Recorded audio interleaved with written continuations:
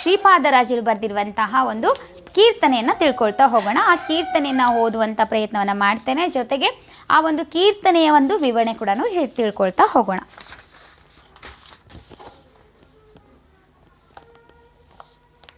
ಭಕ್ತಿ ಬೇಕು, ವಿರಕ್ತಿ ಬೇಕು, ಸರ್ವಶಕ್ತಿ ಬೇಕು, ಮುಂದೆ ಮುಕ್ತಿಯ ಬಯಸುವಗೆ.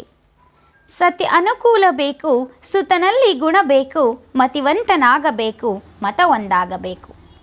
ಜಪದ ಜಾಣುವೆ ಬೇಕು, ತಪದ ನೇಮವೇ ಬೇಕು, ಉಪವಾಸ ವ್ರತ ಬೇಕು, ಉಪಶಾಂತವಿರಬೇಕು. ಸುಸಂಗ ಹಿಡಿಯಲೇಬೇಕು, ದುಸ್ಸಂಗ ಬಿಡಬೇಕು, ರಂಗ ವಿಠಲನ್ನ ಬಿಡದೆ ನೆರೆ ನಂಬಿರಬೇಕು. ನೋಡಿ, ಎಷ್ಟು ಮುದ್ದಾದಂಥ ಒಂದು ತುಂಬ ಸುಂದರವಾದಂತಹ ಒಂದು ಜೀವನಕ್ಕೆ ತುಂಬ ಸುಂದರವಾದಂತಹ ಜೀವನವನ್ನು ಕಟ್ಟಿಕೊಳ್ಳೋದ್ರಲ್ಲಿ ಈ ಒಂದು ಮೌಲ್ಯಗಳು ತುಂಬ ಮುಖ್ಯ ಆಗುತ್ತೆ ಅನ್ನೋಂಥದ್ದನ್ನು ಗಮನಿಸ್ಬೇಕು ನಾವು. ಅವರ ಒಂದು ಕೀರ್ತನೆಗಳಲ್ಲಿ ಯಾವ ರೀತಿ ಭಕ್ತಿ ಎನ್ನುವಂಥದ್ದು ಬೇಕು ಅಂದರೆ, ಭಕ್ತಿಯನ್ನು ಮುಕ್ತಿಯ ಮೂಲಕ ಯಾವ ರೀತಿ ನಾವು ಮುಕ್ತಿಯನ್ನು ಪಡ್ಕೊಳ್ಬೇಕಂದ್ರೆ ನಮಗೆ ಭಕ್ತಿ ಇರಬೇಕು. ಆ ಭಕ್ತಿ ಮತ್ತು ಮುಕ್ತಿಯನ್ನು ಪಡ್ಕೊಳ್ಳುವಂತಹ ಪ್ರಯತ್ನದಲ್ಲಿ ಆ ಒಂದು ವಾತಾವರಣ ಹೇಗಿರಬೇಕು, ಆ ಒಂದು ಪರಿಸರ ಹೇಗಿರಬೇಕೆನ್ನುವಂಥದ್ದನ್ನು ತಿಳಿಸುವಂಥ ಪ್ರಯತ್ನವನ್ನು ಮಾಡ್ತಾ ಇದ್ದಾರೆ, ಇಲ್ಲಿ ತಿಳಿಸಿದ್ದಾರೆ ಅಂತ ಹೇಳ್ಬೋದು.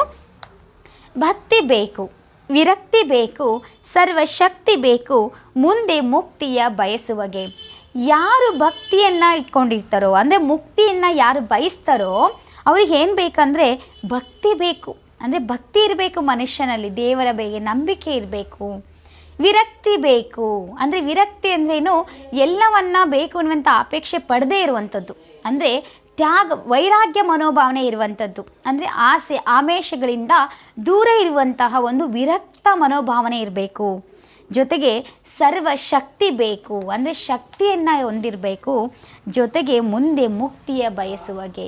ಯಾರು ಮುಕ್ತಿಯನ್ನು ಬಯಸ್ತಾರೋ ಅವರಲ್ಲಿ ಭಕ್ತಿ, ವಿರಕ್ತಿ, ಶಕ್ತಿ ಇರಬೇಕು ಅನ್ನುವಂಥದ್ದನ್ನು ಇಲ್ಲಿ ತಿಳಿಸುವಂಥ ಪ್ರಯತ್ನವನ್ನು ಯಾರು ಮಾಡ್ತಾ ಇದ್ದಾರೆ, ಶ್ರೀಪಾದರಾಜರು ಮಾಡ್ತಾ ಇದ್ದಾರೆ.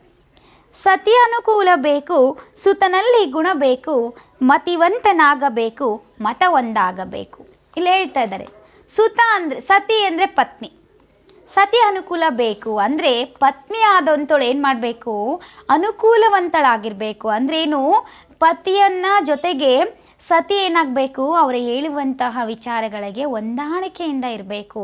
ಅಂದರೆ ಸಾಮರಸ್ಯದ ಜೀವನ ಇರಬೇಕು, ಹೊಂದಾಣಿಕೆಯ ಜೀವನ ಇರಬೇಕು. ಆ ರೀತಿಯಾದಂಥ ಒಂದು ಸತಿ ಇರಬೇಕು ಅಂತ ಹೇಳ್ತಿದ್ದಾರೆ. ಜೊತೆಗೆ ಸುತನಲ್ಲಿ ಗುಣ ಬೇಕು. ಸುತ ಅಂದರೆ ಇಲ್ಲಿ ಮಗ, ಅಂದರೆ ಮಗನಲ್ಲಿ ಒಳ್ಳೆಯ ಗುಣಗಳಿರಬೇಕು ಅಂತ ಹೇಳ್ತಾ ಇದ್ದಾರೆ. ಜೊತೆಗೆ ಮತಿವಂತನಾಗಬೇಕು, ಮತ ಒಂದಾಗಬೇಕು. ಮತಿವಂತನಾಗಿರಬೇಕು ಅಂದರೆ ಮರ್ಯಾದೆಯನ್ನು ಒಳಗೊಂಡಿರುವಂಥ ಮಗ ಆಗಿರಬೇಕು. ಯಾವುದೇ ರೀತಿಯಾಗಿ ಮತಭೇದವನ್ನು ಇರುವಂಥವನಾಗಿರಬಾರ್ದು. ಮತ ಒಂದಾಗಬೇಕು ಅಂದರೆ ಎಲ್ಲರೂ ಕೂಡ ಒಂದೇ ಎನ್ನುವಂತಹ ಮನೋಭಾವನೆ ಇರಬೇಕು. ಒಳ್ಳೆಯ ಗುಣಗಳನ್ನು ಹೊಂದಿರುವಂಥ ಮಗ ಇರಬೇಕು ಅಂತ ಹೇಳ್ತಾ ಇದ್ದಾರೆ. ಜೊತೆಗೆ ಜಪದ ಜಾಣುವೆ ಬೇಕು, ತಪದ ನೇಮವೇ ಬೇಕು, ಉಪವಾಸ ವ್ರತ ಬೇಕು, ಉಪಶಾಂತವಿರಬೇಕು. ಅಂದರೆ ಜಪವನ್ನು ಮಾಡುವಂತಹ ಸಂದರ್ಭದಲ್ಲಿ ಜಾಣುವೆ ಬೇಕು ಅಂದರೆ ಜಾಣತನ ಬೇಕು. ಜೊತೆಗೆ ತಪದ ನೇಮವೇ ಬೇಕು ಅಂದರೆ ಯಾವುದೋ ಒಂದು ಜಪ ಮಾಡುವಾಗ ಅದರ ನೇಮ ನೀಡಿಗಳನ್ನು ಅದನ್ನು ಅನುಸರಿಸುವಂತಹ ಒಂದು ಪ್ರಯತ್ನವನ್ನು ಮಾಡಬೇಕೇ ವಿನಃ ಆ ಒಂದು ಜಪ ಮಾಡ್ತಾ ಇದ್ದರೆ ಅದರ ನಿಯಮಗಳೇ ಗೊತ್ತಿಲ್ಲ ಅಂದರೆ ಕಷ್ಟ ಆಗುತ್ತೆ ಅನ್ನುವಂಥದ್ದನ್ನು ಹೇಳ್ತಾ ಇದೆ. ಜೊತೆಗೆ ಉಪವಾಸ ವ್ರತ ಬೇಕು, ಉಪಶಾಂತವಿರಬೇಕು. ಅಂದರೆ ಉಪವಾಸ ವ್ರತವನ್ನು ಮಾಡುವಂಥವರು ಉಪಶಾಂತವಾಗಿರಬೇಕು. ಸಾಮಾನ್ಯವಾಗಿ ನಾವು ಈ ಕೆಲವೊಂದು ಕಡೆಗಳೆಲ್ಲ ನೋಡ್ತೀವಿ, ಉಪವಾಸ ಇದ್ದಾರೆ ಅಂದ್ಬಿಟ್ರೆ ಏನಾಗುತ್ತಂದರೆ ಬೆಳಗ್ಗೆ ಉಪವಾಸ ಇದ್ದೀನಿ ಅಂತ ಹೇಳ್ಬಿಟ್ಟು ಬೆಳಗ್ಗೆಯಿಂದನೇ ಎಲ್ಲ ತಿನ್ಲಿಕ್ಕೆ ಶುರು ಮಾಡ್ತಾರೆ.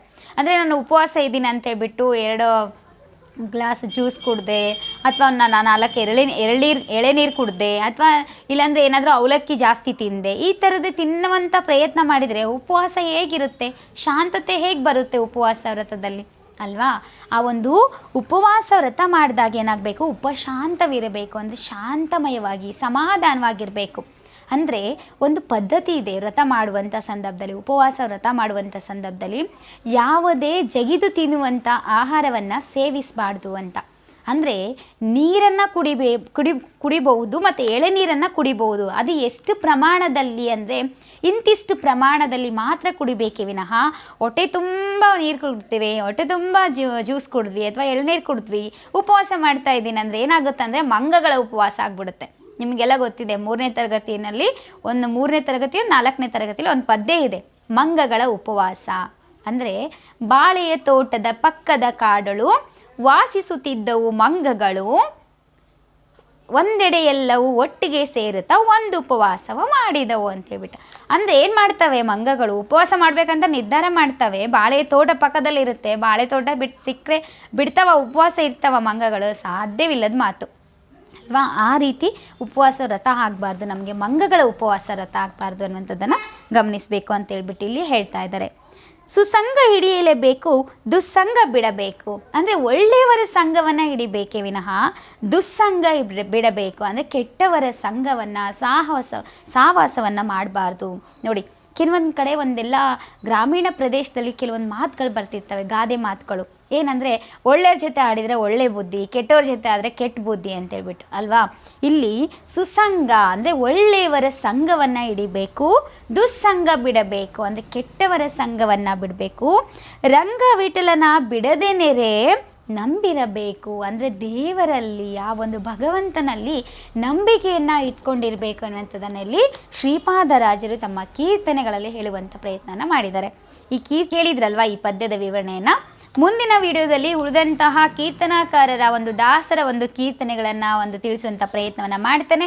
ದಯವಿಟ್ಟು ಯಾರೆಲ್ಲ ನಮ್ಮ ಚಾನಲ್ನ ವೀಕ್ಷಣೆ ಮಾಡ್ತಾ ಇದ್ದೀರೋ, ಯಾರೆಲ್ಲ ಸಬ್ಸ್ಕ್ರೈಬ್ ಆಗದೆ ವೀಕ್ಷಣೆ ಮಾಡ್ತಾ ಇದ್ದೀರೋ, ದಯವಿಟ್ಟು ಸಬ್ಸ್ಕ್ರೈಬ್ ಆಗಿ. ಜೊತೆಗೆ ನಾನು ಹಾಕುವಂತಹ ಎಲ್ಲ ವಿಡಿಯೋಗಳ ನೋಟಿಫಿಕೇಷನ್ ನಿಮಗೆ ತಲುಪಬೇಕಾದ್ರೆ ದಯವಿಟ್ಟು ಬೆಲ್ ಬಟನ್ ಮೇಲೆ ಕ್ಲಿಕ್ ಮಾಡಿ ಅಂತ ಹೇಳ್ತಾ, ಮತ್ತೊಂದು ಕನ್ನಡ ತರಗತಿಯಲ್ಲಿ ಹೊಸ ಒಂದು ಪದ್ಯದ ವಿವರಣೆಯೊಂದಿಗೆ ಮತ್ತು ಇದೇ ಪದ್ಯವಾದ ಮುಂದಿನ ಒಂದು ಭಾಗದ ವಿವರಣೆಯನ್ನು ತಿಳಿಸುವಂಥ ಪ್ರಯತ್ನ ಮಾಡ್ತೀನಿ. ದಯವಿಟ್ಟು ಎಲ್ಲರೂ ನಮ್ಮ ಚಾನಲ್ ನೋಡ್ತಾ ಇರಿ. ನಿಮ್ಮದು ಉತ್ಸಾಹ ಸದಾ ಹೀಗೆ ಇರಲಿ ಅಂತ ವಿನಂತಿಸ್ತಾ ಇಂದಿನ ತರಗತಿನ ಮುಗಿಸ್ತಾ ಇದ್ದೀನಿ. ಧನ್ಯವಾದಗಳು. ಶುಭರಾತ್ರಿ.